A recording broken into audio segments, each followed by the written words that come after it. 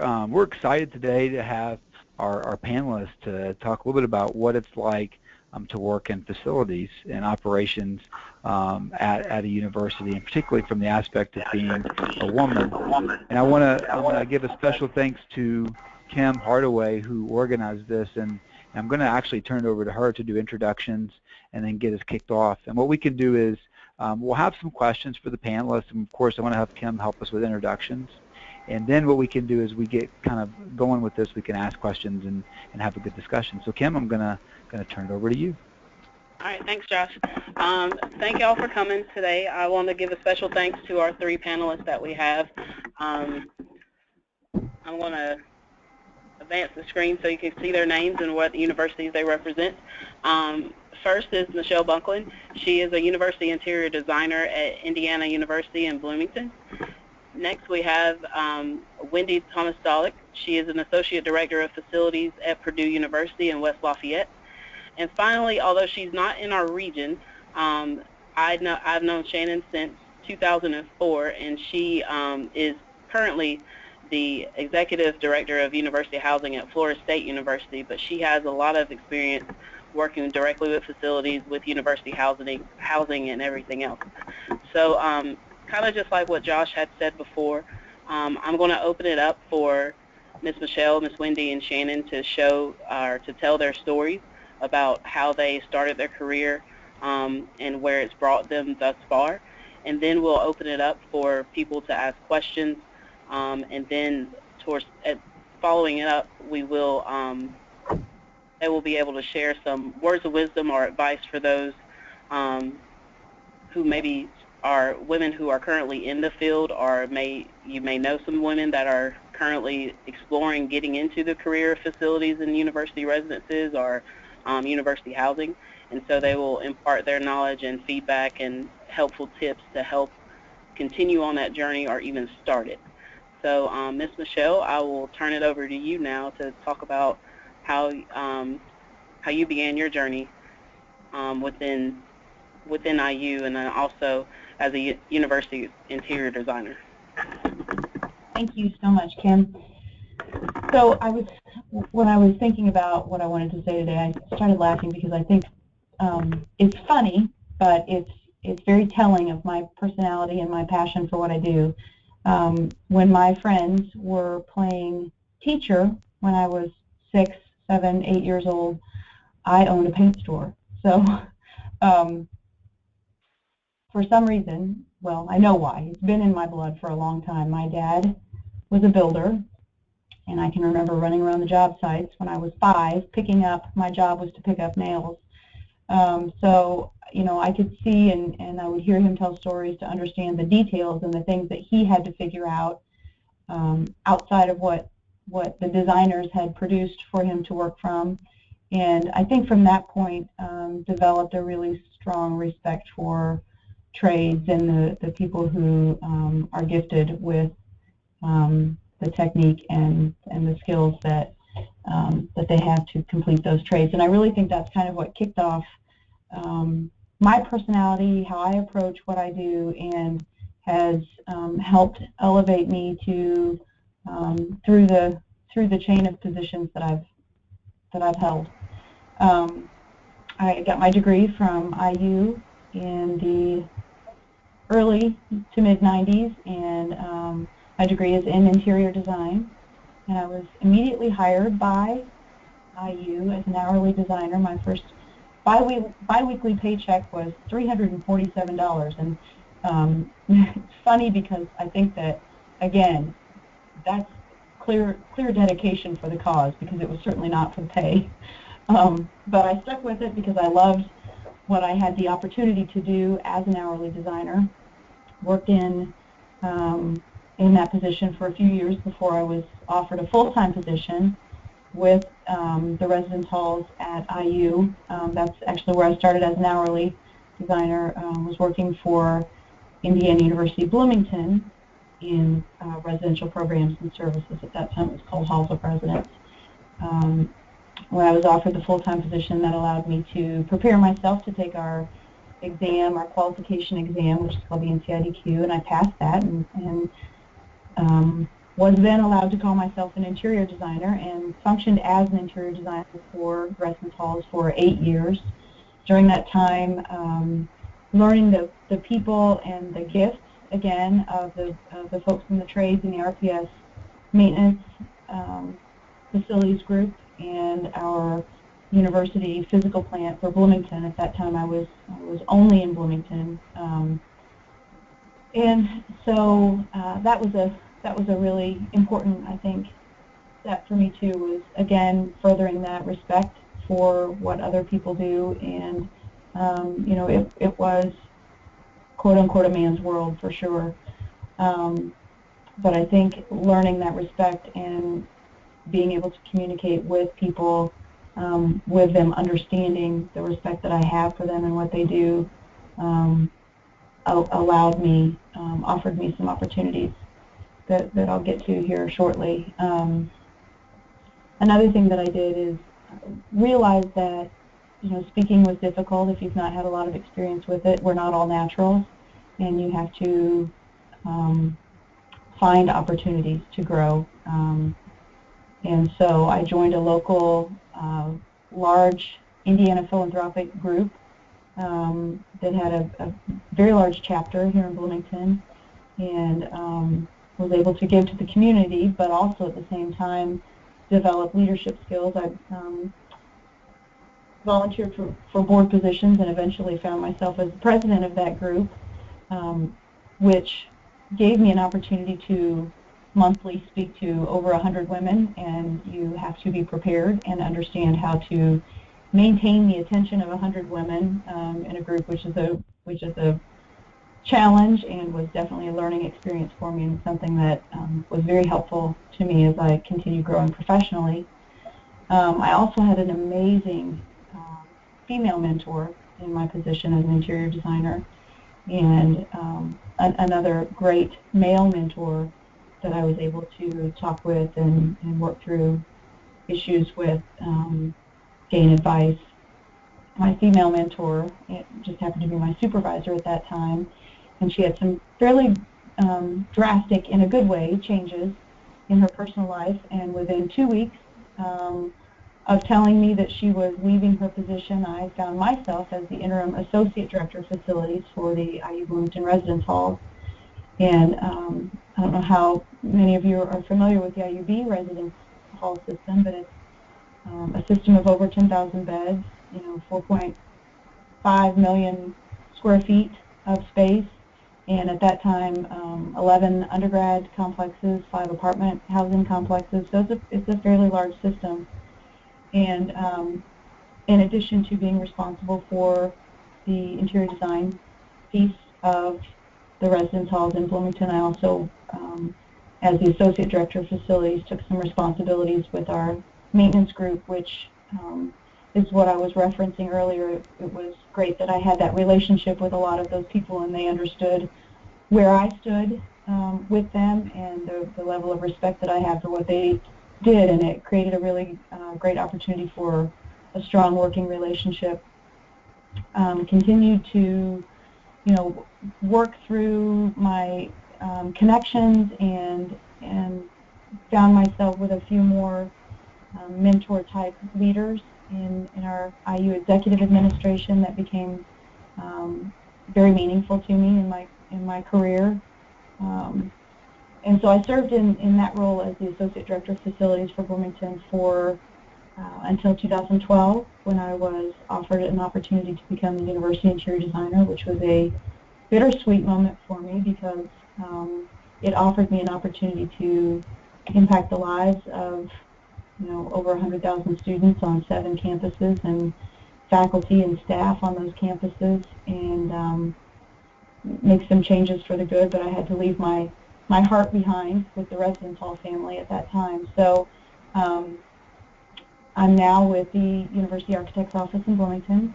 I've been here for 2.5 years, and for anyone who enters my office, it's very clear where I stand on my board. I have noted that my values are respect, integrity, quality, customer service, responsibility, and teamwork, and I believe that those are the key to success. You should never have to tell anyone you're a leader. They should know it by your presence and your actions. And so I believe that in this position I'm able to create some better processes, help improve efficiencies, to better serve our university so that we can be leaders in education. Another way to do that is to make a better effort to collaborate and meet and work with and learn from people. And so every day I'm learning and appreciate the new relationships that I'm making. And so it's just a great opportunity for me to be here, and I hope to continue to grow and help others grow as well. So I'm glad to be here today, and I appreciate the opportunity, and hopefully we can help some others find themselves growing in their professional lives as well. Thank you, Michele. I'll turn it over to Ms. Wendy now. Well, hello, my name is Wendy Tommas-Dolick, and I've been at Purdue now for 30 years. Actually, my career in facilities is one of opportunity. I come from the res life side of the house. I was an in-hall director at Ferris State, Kent State before arriving here at Purdue University. Came to Purdue because what I did before was a live-out position, and I was ready to make that move. Served on the res life capacity for about 6 years until I had an opportunity to move into a general manager position, which gave me the opportunity to oversee not only the residential life aspect of the operation, but the dining facilities and the facilities as well. In that position for 15 years, towards the end, we did a multi-million-dollar renovation of our dining court. And at that point in time, I was able to serve as the project manager, which was truly my full embrace into the facility side of the world. I was known as a general manager that appreciated my facility staff. Every residential life person that ever worked for me had to spend days on the facility side to grow and learn and appreciate what we do day in and day out to provide an atmosphere where our students can be successful. So with that in mind, that was my introduction to facilities, and my love and desire to learn more became greater. And as opportunities became available, I was selected as the assistant director for facilities. I actually had an opportunity to serve as the interim director of facilities for university residences, and now am in the capacity with 2 peers as an associate director for facilities. I have to be honest to say, if you would have asked me 22 years ago, 23 years ago, what do you want to do when you grow up, I would have not said be an associate director of facilities at a higher education institution, but I couldn't be happier than to be where I am right now. Purdue is a backyard full of opportunity for growth and learning. I'm very fortunate to work with a staff that is knowledgeable, full of experience, and willing to teach. I'm a hands-on learner, so as I became familiar with systems, I always had to say, show me, or this is going to be a Wendy question, but I never had anybody look at me with cross-eyed or anything. And a lot of the learning that I've done on the facility side has been through the expertise of the people that I have the privilege to work with. And I'm really happy to be here today, so thank you. And Ms. Shannon, you can go ahead and share your story as well. Okay, thank you. Much like what some of the others have said, was able to do things throughout my years of career that helped build my skills. So one of the things that I did was, even though I started in res life, like most of us do, as a hall director or assistant hall director running residence halls, I made an active choice early on to make the most of my experience and to learn as many different skill sets as I could. I actually started in grad school as an assistant hall director, not intending to be in higher education or housing as a career.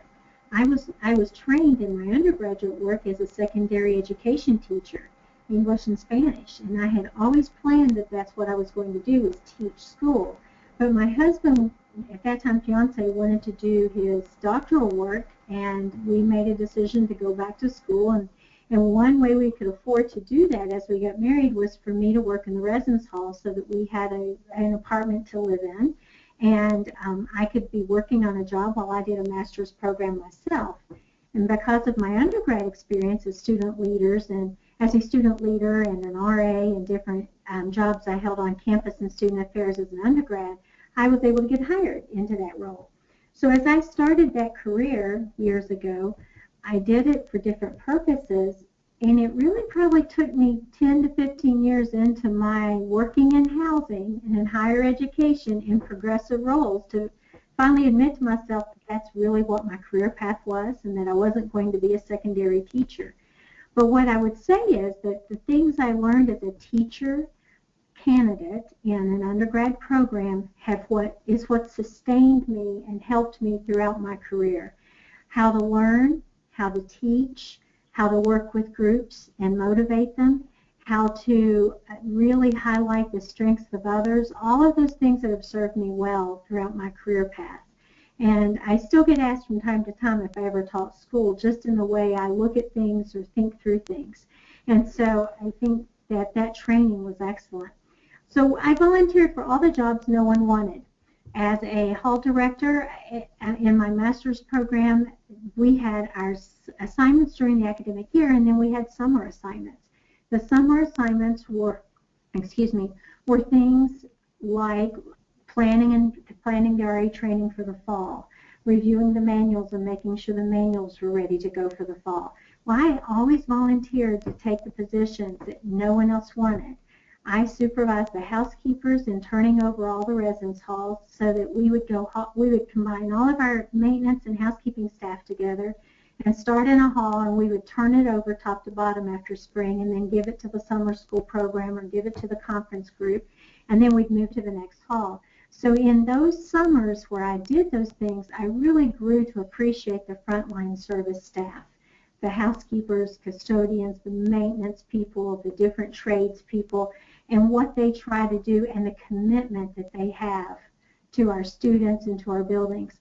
And so I think that I've advised all young professionals over the years of look at what the others are avoiding, because those are probably where you're going to learn some of your best skills.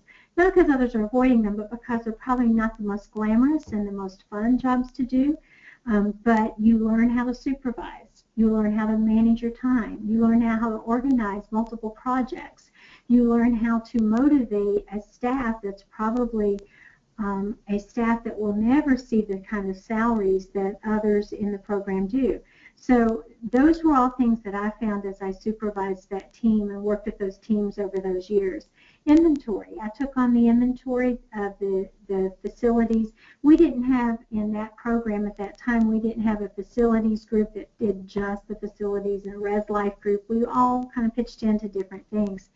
So I managed the inventory. It taught me how to work with the database, how to really get it into a system, how to manage that. So those were skill sets I started developing because I just thought, well, while I'm here doing this, I might as well learn things that might help me in the future. Another thing I did from the beginning, and I think that Wendy mentioned this, I learned the basics.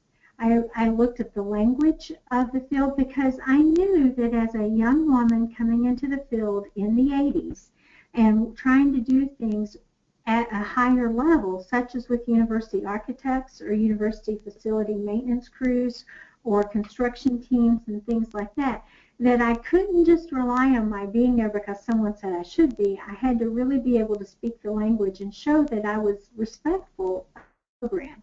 And so I really worked with that. One of the first things I learned to do as an assistant director was read blueprints. And because I took a job that I was about to break ground on a building in about 2 weeks, and I had never managed that kind of program as a residence hall person before, and I was the new assistant director of facilities. And so I went to the university architect, and I made an appointment, and I sat down with them and asked them to help me read blueprints. What was I looking at when I was looking at one? What looked good? What was something I should question? And then as I sat in construction meetings or in different things, I really listened more than talked, which is hard for me because I talk a lot. And I took notes. And then after the meeting, I would say to either the construction manager or to the architect, help me understand these terms so that next week when I hear these things, I know what you're talking about. So I didn't ask questions during the meeting that would disrupt the meeting. I waited and did my homework afterwards. And I learned the terminology of construction and of renovation, and even from what a vertical joint is to, you know, different things like that, and what the systems were. I really tried to get to know more about what an HVAC system was, and how the different pieces and processes of those come together, what a 2-pipe system was versus a 4-pipe. And that's all that was just work I did on my own with people that could teach me. And in doing so, showed respect to the experts of the field on campus by saying, teach me so that I know, and then being able to hold good, intelligent conversations with them when the time was appropriate about different things going on. So those are really important. I have always toured the entire space wherever I am. So as I go to a new job or to a new area, I say, show me your space. And I go to the people who run that space. So whether it's the in-house housekeepers or the in-house maintenance men or whomever, and I've said, show me your space. What do you like about this space? What don't you like about this space? What's something we could work on together to make better? And by getting to know that space, then again, I could speak more intelligibly when asked a question, because I could imagine it in my head and I could look at it and going with that. So those are some of the things I did early on, and it was fun because at the University of Louisville, where I was before I came here, I was the assistant director of facilities and then moved up into the director role.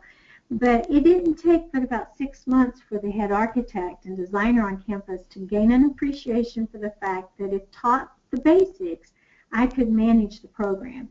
I knew how to manage it. And so we would work together, and there was many a time we would sit in a tag meeting with a new construction team or a new architect team that was designing something for the university, and they would start talking around me as they were talking to the head architect and the head physical plant facilities director or whomever, and they would say stuff like, well, this or that, and then they would look at me and say, well, kind of, you know, here's what you need to know about that. And I would let them usually, as was my habit, and then I would ask a question, and I would ask a hard question, one that was not hard as in to answer it, but one that they knew showed what I knew I was doing and why I was at that meeting. And the head architect would always sit back and just let that happen, and then he would chuckle a little bit and he'd say, let me introduce you to our director of housing, who knows as much about this as any of us, so it's okay to, you know, to drop the special language. She'll know what you're talking about. And so you want to get to that point where you're not seen as being pretentious, but you are seen as being educated and informed. You're not the expert. You don't have to be the expert. None of us should go into a meeting thinking we should be the expert of all areas of that meeting.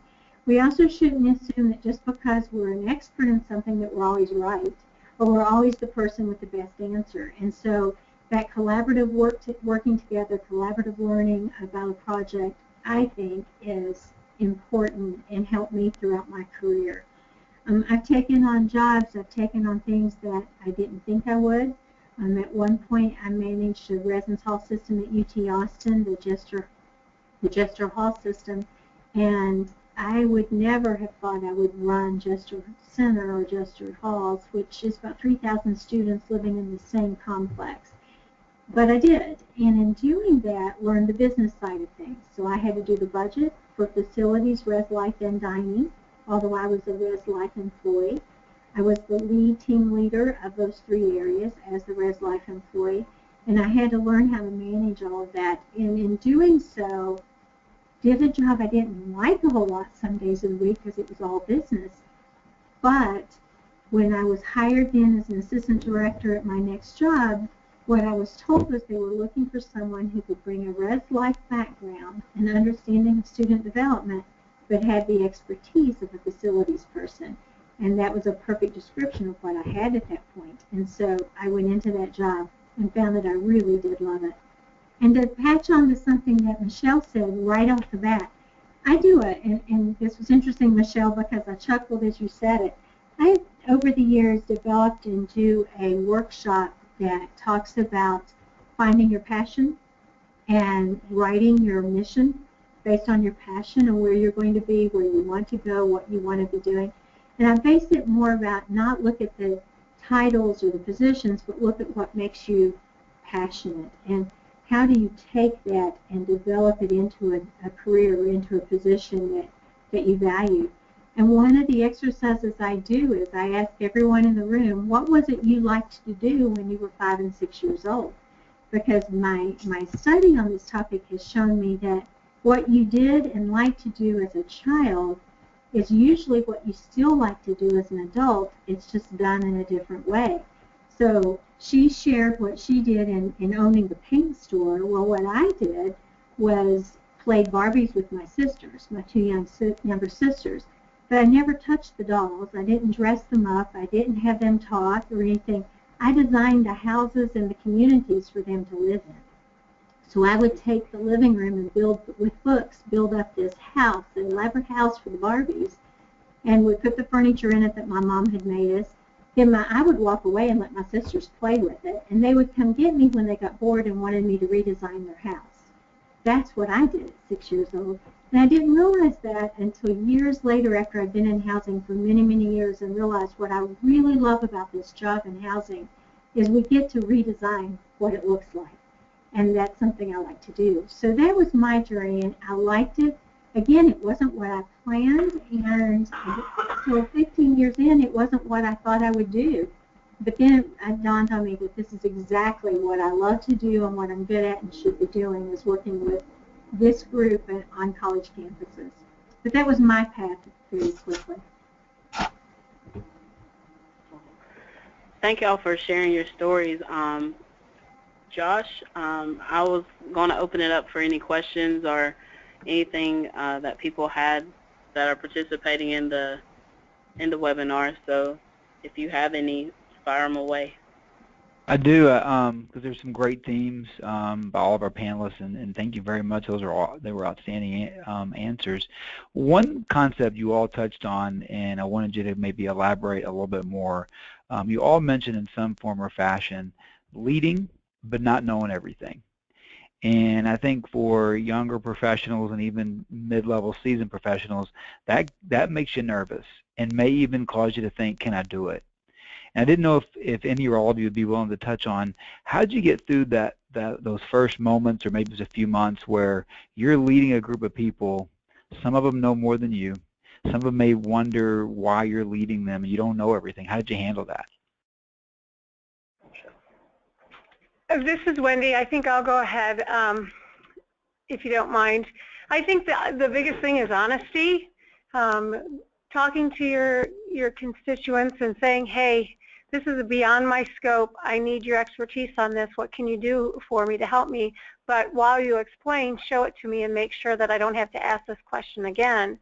And that has always been my practice, and the individuals that I've had the privilege of working with seem to be pretty respectful of that, as long as I'm honest with them up front and have them show me what I need to know, and then I put it in my library of knowledge and then move forward. So I think honesty for me has been the key in that respect, because it can be daunting if you don't know everything, but the higher up you go, the less you know, and you just have to count on the people that are good working for you. So I think the other thing that's really important, this is Michele, the other thing that's really important about that is, you know, when you can be open and honest, like Wendy said, and people understand that you are open to what they have to talk about, not only are you learning something from them, but you are letting them know that their input, their experience, their, you know, whatever they're offering is valuable, and so they'll be more open, continue to be more open, and continue to provide more information.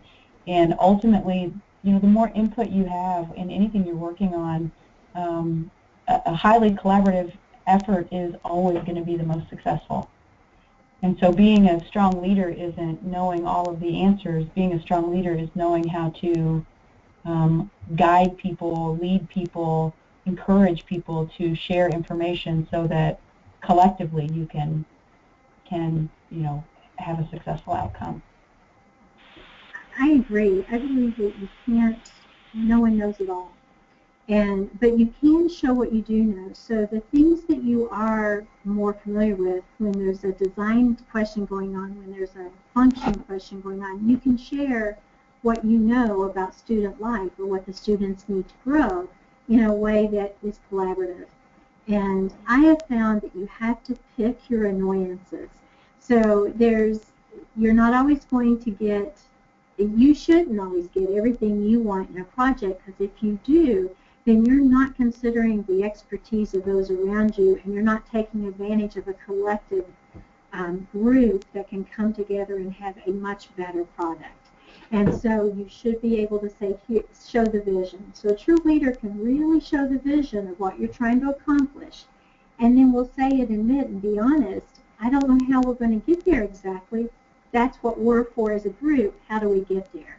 And then you start gathering in ideas that are just tremendous. And then learn from those so that the next time you're in a situation, you're not trying again to act like you know it all, but you know about it so that you can bring up and suggest, well, what about this, which is what we used last time. And that shows that you are willing to grow with the system. Thank you all very much. One question that has come up that would be interesting if you were comfortable providing an answer. Have you ever dealt with staff that you've either come upon or directly challenging you, particularly in making sexist comments, and if you had to address those, or if you had to address something like that, how would you go about it?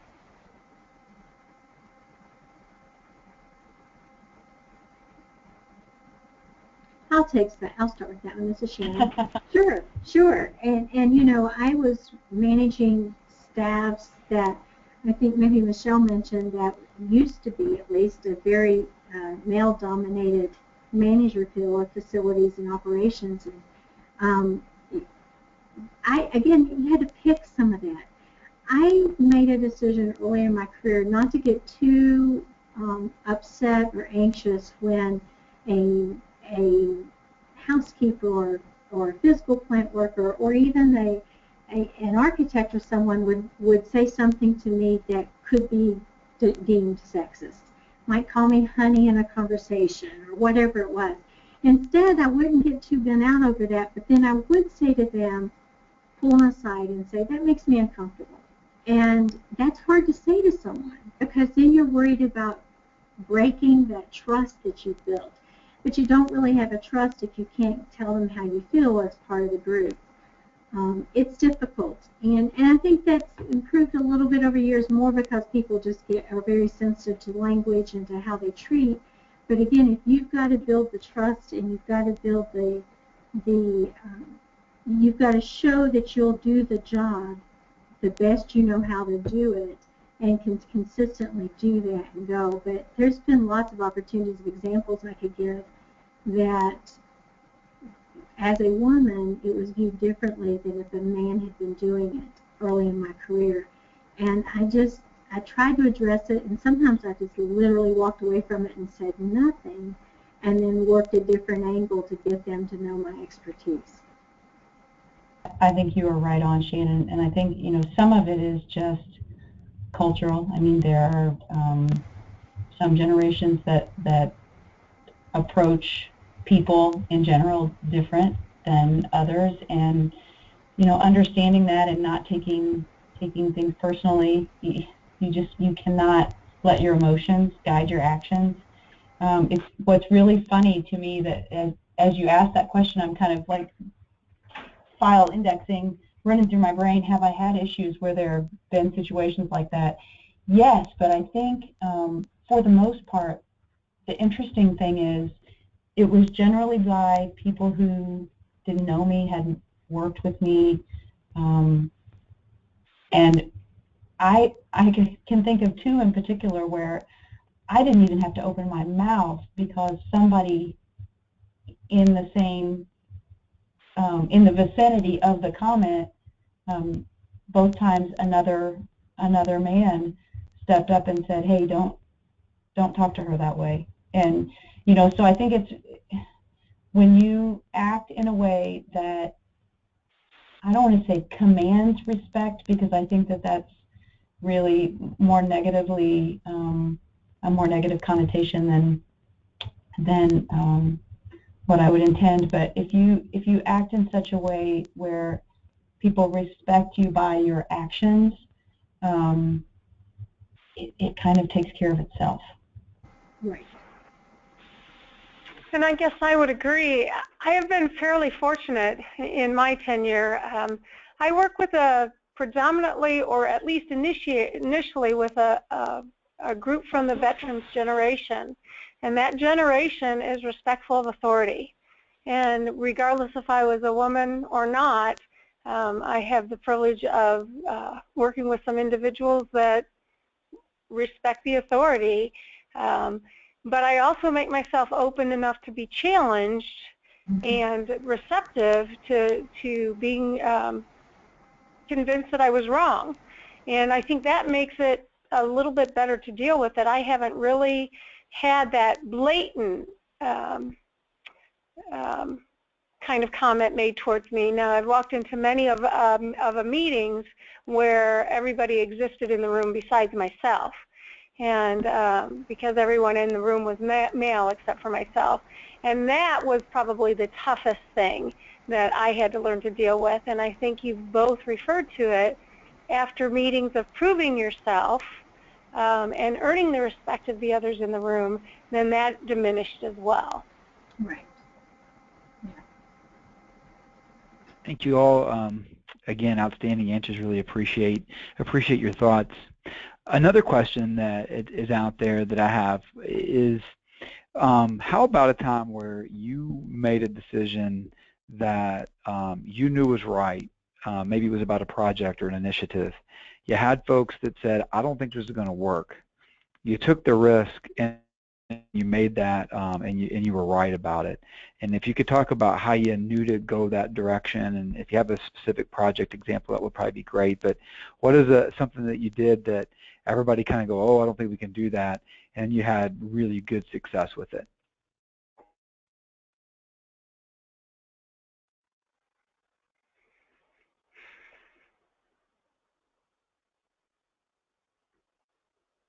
You asked for specifics. I'm trying to think of one. Yeah, no, I know that awkward time. Don't worry. Yeah, I know that's loaded. That's a long question there. Right. I think. Go ahead, please. Oh, okay. This is Shannon. Early, when I had not been at University of Louisville very long as an assistant director there, and was the first assistant director, by the way, of facilities for housing, because they were trying to put some emphasis on the buildings after a long gap of time when they hadn't. It wasn't so much that I wanted to change something. What I wanted to change was the culture, how we repaired things in the residence hall. The physical plant staff had always done the work in the halls and had always just kind of done it the way they did it, you know, for years and years and years. And I wanted to start communicating differently, and I wanted to start doing some things in the rooms differently so that students knew what we were doing. And so it wasn't so much an expertise on a design or something like that I had. It was more just about the way we were treating the student space. And I wanted to start leaving, you know, calling cards and stuff. And I got a lot of resistance from the manager and physical plant of the general zone crew, saying that they didn't have time, that there was no reason for them to do that, and the whole bit. And I just had to really push that topic. And he was, by the way, also the person on my committee that selected me for that job, who made it pretty clear to me in my interview that he wasn't sure why a woman would be considered. You know, so he was a little old school, and we had to work through that once I got there. And so he a couple of times said, well, you're just being too touchy-feely. That's just something that, you know, we don't need to do. We're maintenance men. My crew's not going to do that. And I just persevered and kept saying, we've got to do it. We've got to make sure we're giving students notice that we're coming, that what we're doing and what we're doing about it, and whether we repaired it or not, and if we didn't repair it, why. And we have to start, and we can't just go in and leave a mess in the rooms and things like that. And it took several months to change that culture a little bit. But what I tried to do then was, as I would hear from a student a positive comment about that change, something to do with that change, I made sure that that physical plant worker and the supervisor knew what that was, so that they could see there was a difference in the way the students viewed them as they viewed the students differently. But that was a tough change to make, and you know, it's one of those we just struggled with all along. Some years were better than others, but just even getting the manager in the facilities area to agree to try it was really tough, and I just persevered. I just kept showing him why and talking about students, and then showed him the kind of appreciation students had when they started seeing it. Thank you very much. Other thoughts? The only thing that I am thinking of right off the top of my head is, it's been years, but when we used to allow the students to build their own lofts, and that was becoming more and more of a liability, and we needed to move towards a process where we were providing them with the option of a bunked bed. And we had rented for a while, and we wanted to move towards owning our own lofts and what would be in the best interest of our students. We had to push really hard for that, and what I used as background is we got vendors in, and we got students to test the products, so that when I went to present where I thought we should go with the lofts, I had the student support and the backing to say what they would prefer. And since that's what we're here for, that proved to be very successful. Mm-hmm. I can't, for some reason, I'm going to think of 15 things when we hang up from this call, but I can't think of anything specific. But I can say that I am less challenged by people I'm working with or doing projects for. I'm less challenged when I can provide educational knowledge or experience to back up decisions that I'm making. And I'm, like I said, I can't think of any specific examples, but we're challenged, all of us, male, female. We're challenged every day by people who do know as much as we do, don't know as much as we do. Everybody has their own perspective on projects, but if you truly believe that the decisions that you're making, or the decision that you're making, is in the best interest for all involved, you just stand firm. Great, thank you. A final question that I have, and then I'll turn it back over to Kim. Whenever the time comes for you to walk away from your career, either in housing or with university kind of facility operation, what do you think is something you're going to be most proud of? And then what piece of advice would you give for somebody that would like to follow a similar path?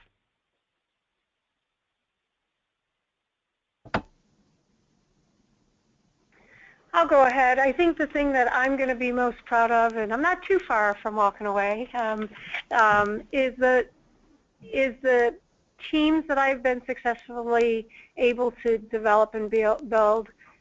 We've got very diverse individuals here at Purdue University, and I think the greatest accomplishment that I've been able to accomplish in my tenure is to pull those together and to work well together as a team. I think the advice that I would give is never doubt the strength and the power of the people that work for you, because it's not the leadership, it's the wrench turners that make the difference, and who are truly the contributors to student success. And so we need to start from the lowest level and develop that team upward. And I think that's what I would encourage anyone coming into the field.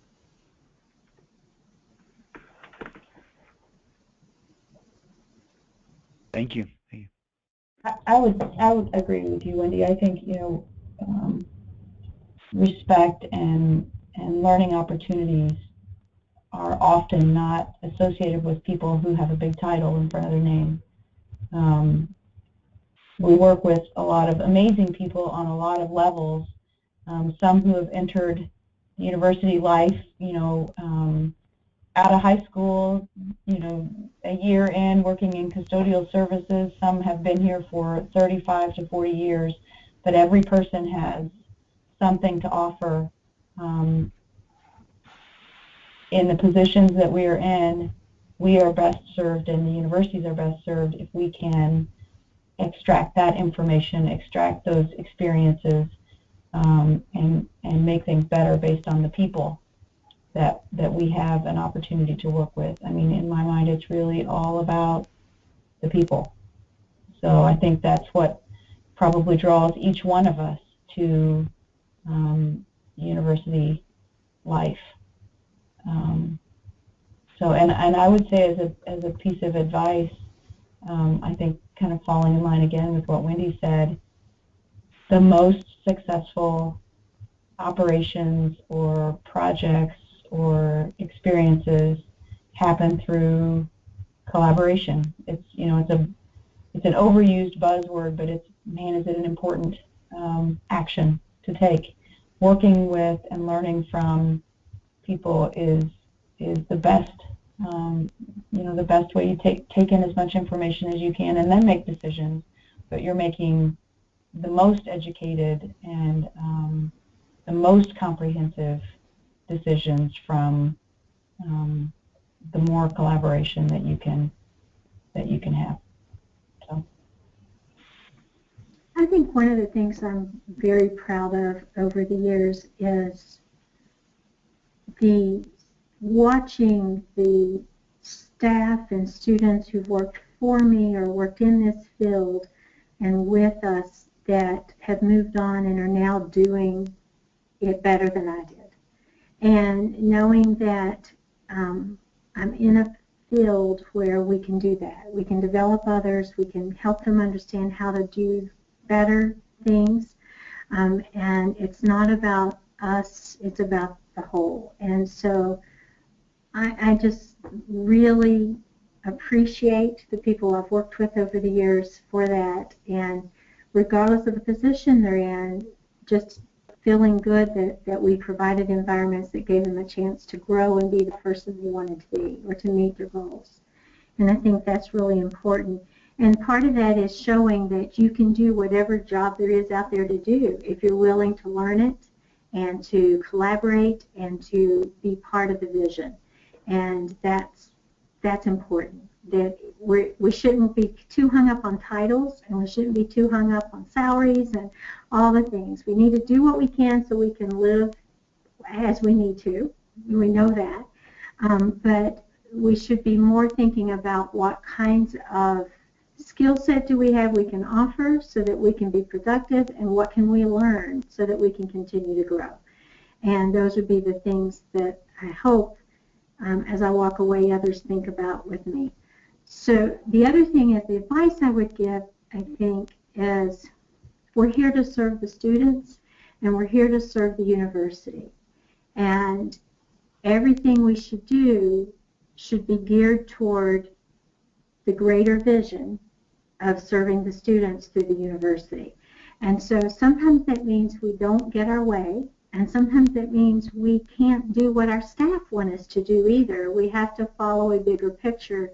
And so keep that in mind and just work with students and staff to help them understand the bigger vision and how we are contributing to it, because that's our goal. that was perfectly said, Shannon. Perfect. Absolutely. Thank you very much. That was outstanding. Kim, do you have some final comments? Other than, I was going to ask a question, but I think it may have been answered, but I'll go ahead and do it. I was wanting to ask y'all about sponsorship versus mentorship. and how successful have you been in being able to find those sponsors or find those mentors within your work, and how you got to cultivate those relationships with whomever they may be. Well, I can tell you, this is Michele. I can tell you what I did is in every mentor that I have had in my career up to date, I watch people. I see how they work with people. Again, it's not about the title, but it's about the respect that is shown to them, and those are the ones that I want to model my reaction, my response, my actions after. And in each case, well, in a few cases, I've had people come to me and say, hey, I'd love to mentor you, which always makes you wonder, what am I doing that makes them feel like they need to mentor me? But in most cases, I have sought out those people and asked them to go to lunch, asked them to go to coffee, and said, hey, I really respect the way you handle yourself, and I would love for you to be a mentor to me. And in all cases so far, they're flattered and thrilled that someone respects them enough to ask that question. So you just need to go for it.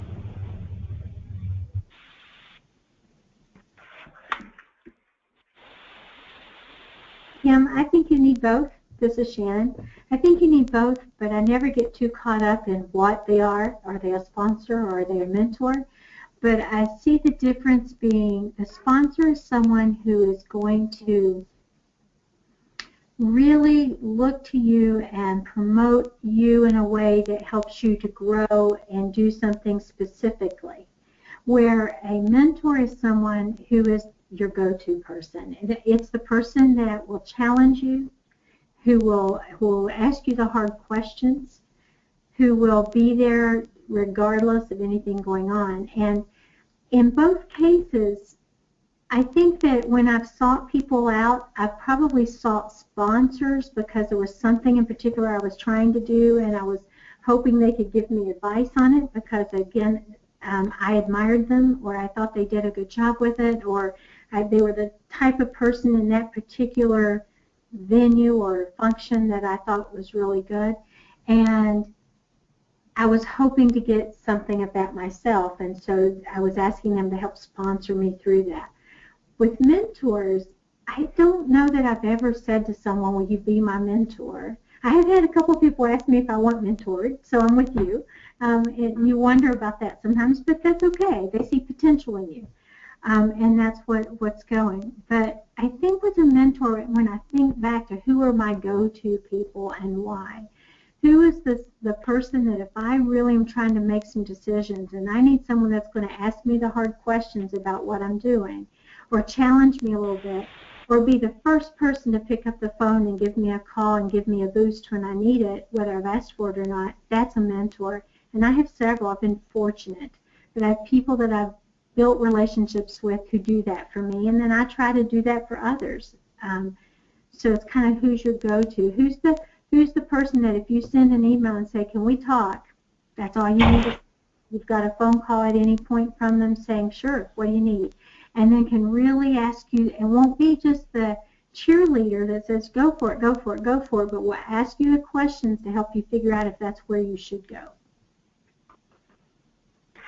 I would agree 100%, Sharon, because I think, too, I probably seek out sponsors more than mentors. And I have a little to say about mentors, but because I'm after specific skills or technical knowledge or advice, or I respect an individual on how they work a plan, I do that very intentionally, so I seek out those sponsors and that knowledge. I think, to be totally honest, in this field, some of my greatest mentors have been people that I don't want to be like. So I watch their behavior, and you know, it's very informal, but my greatest mentors have been individuals that I just knew I didn't want to lead like, or I didn't want to deal with people like, and as a result, my greatest lessons have come from them, and as a result, I respect that. So it worked for them, but it would never have worked for me in this field, being myself, let alone a woman. So. Well, again, thank y'all for that. I wanted to also just see if there were any other final thoughts or feedback that y'all wanted to share with the group. Well, I've learned a lot from Michele and Sharon, so thank you, Shannon. So thank you very much, and thanks for putting this together. Okay. Well, if there are no other questions or thoughts or anything like that, I think that we will go ahead and end this webinar. Again, I want to extend my appreciation to Ms. Michele, Ms. Wendy, and Ms. Shannon, and allowing them to share their stories and their feedback and their perspectives on how they have navigated throughout their career in housing and facilities. And we will be having some information on the GLCUHO website, just like brief contact information from the three panelists of how you can get in touch with them if you have any questions, or even a short narrative of their stories as well, if you would like that. But if there are no final thoughts, then I think that we can go ahead and conclude the webinar. Thank you, Kim, for putting it together. Yeah, this was great. Thanks for including us. Thank you, Kim, and thank you to our presenters. This is Eric again with GLCUHO. Just a quick reminder, we're going to post the webinar on our website under Resources, Webinar Archives, so if you'd like to send it along to a colleague who may have missed out, you can do that. Also, reminder, we are now accepting registrations for the annual conference in Flint, Michigan. The deadline is coming up later this month, so you'll want to get those registered sooner than later. Have a great day, everybody, and we'll see you for the next webinar. Thank you. Thank y'all. Thank you. Good day. Thank you. Thank you.